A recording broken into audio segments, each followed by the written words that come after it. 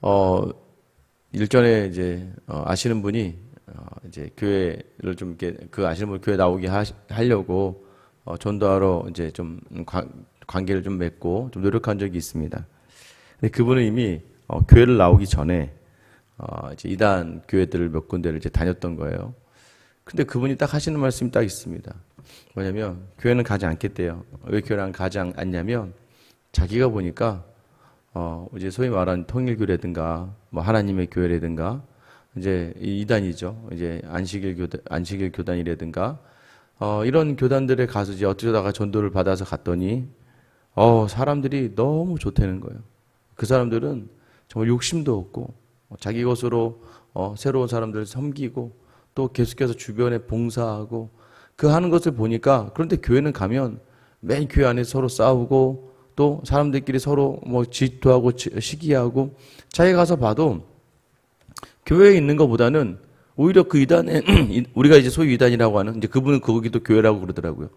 그 교회라고 하는 그 교회가 오히려 더 진짜 하나님의 교회 같다라고 이야기하는 거예요. 어떻습니까, 여러분? 일전에 한번 제가 말씀드린 적 있죠. 한 자매를 이제 이단에 빠진 걸 알고 은사인 목사님께서 가서 자매에게 야, 너 거기 이단이다. 거기 있으면 안 된다. 근데 그 자매가 펑펑 울면서 목사님 그래도 어쩔 수가 없어요라고 이야기하면서 왜냐하면 자기가 서울에 올라와서 그렇게 힘들고 외롭고 괴로웠을 때 제가 다니던 교회에서는 저를 한 명도 알아주지 않았어요. 그런데요, 여기는요, 제 반찬을 챙겨주기도 하고, 때때로 인사도 묻기도 하고, 오셔서 기도해 주시기도 하고, 정말로 자기들이 정말 자기 가진 것으로 자기를 섬겨주는데, 지금은 그분들 미안해서라도 저는 여기를 나갈 수가 없어요. 라고 울면서, 목사님 마음은 알겠지만, 사실 저는 여기서 받은 게 너무나 많아요. 여러분, 우리가 믿음이 있다고 하면서 믿음이 없는 사람들, 심지어는 이단과 비교해도 우리가 도덕적으로 더 나은 것들, 누가 봐도 더 나은 것이 없다는 게 느껴진다면 여러분 얼마나 그 마음 자체, 그 상황 자체가 너무나 안타깝고 너무나 아쉽겠습니까? 심지어는 뭐 저 자신도 계속해서 돌아보기도 합니다. 이 뭐 사역의 자리에서도 마찬가지인 것 같아요. 목사인 것 같은데 과연 나는 믿지 않는 많은 사람들보다도 정말 하나님이 보시기에 또 세상 앞에서 정말 떳떳하고 또 그렇게 선하게 살아가고 있는가? 때로는 하나님께서는요, 믿지 않는 어떤 사람들이라든가 또 우리가 다른 사람들을 보여주시면서 우리로 하여금 우리의 모습을 다시 돌아보고 깨닫기를 원하세요. 오늘 1절 말씀에 보시면요, 유다 요시야 왕의 아들 여호야김 때에 여호와께로부터 말씀이 예레미야에게 임하여 이르시되라고 되어 있어요. 다시 예레미야가 좀 이전을 회상하면서 글을 적었던, 그러니까 지금의 사건은 우리가 지난주에 나눴던 것처럼 시드기야를 통해서 이제 예루살렘이 멸망당하기 직전이 아니라 이 시드기야 왕이 되기 몇 개월 전에 그 전에 여호야김 왕이 있었을 때 주신 말씀이에요. 아마 경고의 메시지로 주셨겠죠? 어떤 말씀입니까? 2절 말씀에 보면 너는 레갑 사람들의 집에 가서 그들에게 말하고 그들 여호와의 집 한 방으로 데려다가 포도주를 마시게 하라 하시니라. 결국에는 이 레갑 족속이 아마 그때 예루살렘에 있었나 봐요. 뒤에 보면 이 레갑 족속은 원래 광야에서 그냥 이렇게 사막 같은 데서 장막을 짓고 사는 사람들인데요. 아마 바벨론이 이제 쳐들어오다 보니까 본인들의 이제 땅의 위협을 느끼니까 이 사람들이 어디로 피신을 했냐면 예루살렘 성으로 피신을 한 것 같아요. 예루살렘 성 안에 들어와 있던 레갑 족속, 여기 본문만 보다 보면 그 레갑 족속의 믿음이 뭐 대단했는지 안 대단했는지는 모르겠습니다. 그들이 정말 하나님을 온전히 신뢰했는지 신뢰하지 않았는지는 모르겠는데 어쨌든 일전에 한번 여러분이 이제 사무엘상과 열왕기상을 읽다 보면 예후라고 하는 사람이 등장하는데 예후라는 사람이 하나님의 이제 엘리사로부터 기름 부음을 받고 그 다음에 이스라엘 땅의 왕이 됩니다.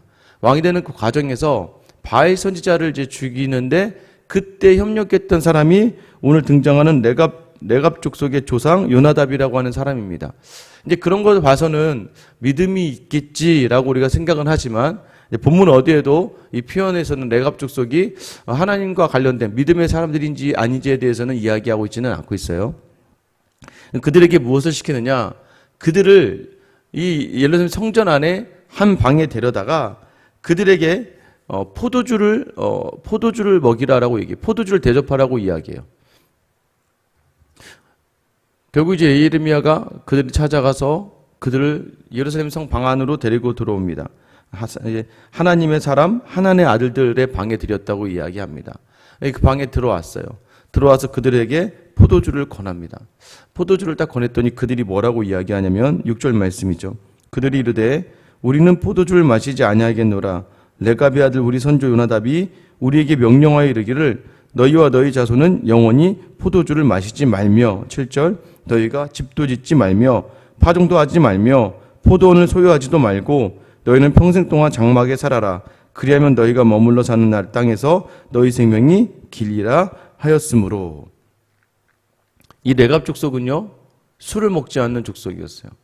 여러분 지금은 이제 우리 한국 교단은 술을 먹지 않는 이유가 이거랑은 다른 거예요. 그런데 이 이스라엘 땅은요 이스라엘 땅에서 특히 유럽 지역도 마찬가지입니다. 왜 유럽이 맥주 같은 게 발전을 하냐면 석회질이 너무 많아요 땅이. 그래서 그 물을 바로 먹을 수가 없습니다. 먹고 나면 나중에 몸에 반드시 문제가 생겨요. 그렇기 때문에 그들이 보리를 이제 맥주로 만들어서 그렇게 희석해 가지고는 물을 대용으로 해서 그들이 마셨던 거지. 그 물이 귀했기 때문에 이스라엘 땅도 마찬가지입니다. 이스라엘도요 물을 찾기가 좀 어려웠던 지역들이 많습니다. 이제 뭐 사막 같은 데나 또는 이제 아무리 땅이라고 해도 이 토양 자체가 좀 좋지 않으면 온전하고 귀한 물을 얻기가 어려워요. 그런데 그 물을 얻기 어려웠기 때문에 포도주를 대신하고 또 열이 막 35도 40도 이렇게 되다 보니까 그 열을 이겨내기 위해서는 포도주가 거의 물 대용으로 쓰여졌다고 보시면 돼요. 그러니까 우리가 생각하는 것처럼 뭐 포도주는 술이네. 이스라엘 사람들에게 있어서는 포도주가 술의 개념이 아니라 그냥 물의 개념이라고 보시면 되는 거죠. 근데 이들은 광야에 살면서 포도주를 먹지 말아야 돼요. 그 힘든 곳에서 물도 제대로 없을 텐데도 불구하고 포도주를 먹지도 않았고 집도 짓지 않았어요. 집에 대한 욕심도 없었어요. 그 다음에 파종하지도 않아요. 그러니까 농사를 지어서 많은 것을 얻어서 넉넉하게 먹어야지라는 생각도 없었어요. 그냥 아무 땅이나 살면서 그 땅에 열리는 과일이라든가 자기들이 노력하고 어떤 특별한 수고, 자기 재산을 쌓으려고 특별한 수고를 하지 않았다는 거죠. 그런데 왜 그렇게 살려고 이야기했냐면 그래야 너희가 머무는 땅에서 생명이 길 것이다. 이 얘기는 무엇이냐면 욕심을 내다 보면 누군가 부딪히게 되어 있고 무엇을 하다 보면 가지고 있다 보면 빼앗기게 되는 거죠. 그러니까 사람들이 지나가면서 레갑 족속이네. 그래 뭐 쟤네는 특별히 뭘 위해서 파종도 하지 않고 그냥 주변에 있는 음식과 과일들을 그냥 챙겨다 먹고 살아가는 족속들, 욕심이 없는 족속들이니까 내버려둬 쟤네는. 쟤네는 건드리거나 안 거나 욕심도 없는 애들이야. 욕심이 있어야 서로 갈등이고 분쟁이 있겠죠. 근데 오늘 이 레갑 족속을 초대해서 포도주를 권하라고 하는, 아니 포도주를 먹지 않는 걸 알면서 포도주를 권해보라는 거예요. 역시 그들은 포도주를 먹지 않습니다. 10절의 말씀에 보면 장막에 살면서 우리 선조 요나답이 우리에게 명령한 대로 다 지켜 행하였노라. 하나님께서 지금 이스라엘 백성, 유다 백성과 대조된 하나의 백성을 사용하시는 거예요. 야, 얘네들은 말이다.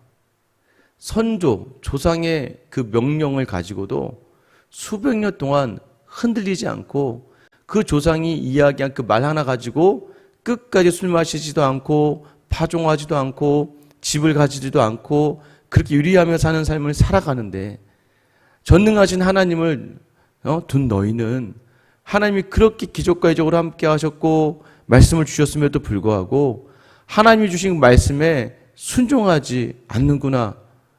선조 요나답의 이 말 하나 가지고도 끝까지 우리가 다 지켜 행했다라고 이야기하는 사람들이 있다는 거예요.